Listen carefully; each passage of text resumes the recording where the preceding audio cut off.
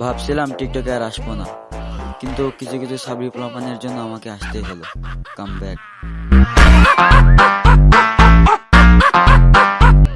হ্যাঁ গাইস, আজকে আমি এই ছেলেটারে ধুইতে আসছি। তো কেমনে ধুই সেটা দেখবো আজকে, ঠিক আছে? অনেক চাপা মারছে ইদানিং। মানে এক কথায় হচ্ছে গিয়ে এই পৃথিবীটা উল্টে গেলেও এই চাপা কমে না কখনো। প্রথমত এর আইডিতে আমি গিয়েছিলাম, যে করা কন্টেন্ট ছাড়ছে সব আর্জেন্টিনাকে নিয়ে ট্রোল করতে চাইছিলাম না, বাট করতেও হলো। এত ভালো খেলা করিস তোরা, তো আগে আগে বাড়ি চলে গেলি। আসলে তোদের মতন কখনো পারা যায় না, ঠিক আছে?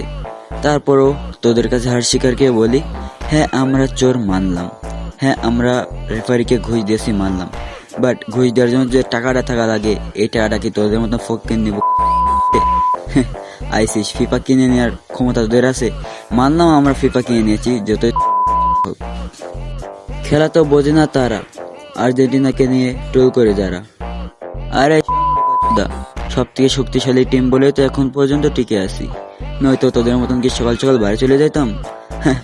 বাড়ি চলে যাওয়ার পর আর কি তোরা কি আর কি স্টোরি দিস, ভিডিও বানাস? যে যতটা কষ্ট পাইছি খেলা দেখে, তার থেকে বেশি কষ্ট পাইছি বস নেইমারের কান্না দেখে। আইসে বয়স তার 14-15, অথচ নিজ চোখে একটা বিশ্বকাপও নিয়ে দেখে নাই, ওয়ার্ল্ড কাপও নিয়ে দেখে নাই। আবার আইসে ব্রাজিল সাপোর্টার পিচ্চি পোলা। ও সরি গাইস, আর একটা কথা বলতে তো ভুলেই গেছি, এদের আবার বাপ দাদার অভাব নাই। মানে আর কি, আমাদের আর্জেন্টিনা টিমের সাথে যে টিমের খেলা হয়, অপোনেন্ট টিমে এদের বাপ দাদা, এদের নাকি বাপ। হায় রে ব্রাজিল সাপোর্টার।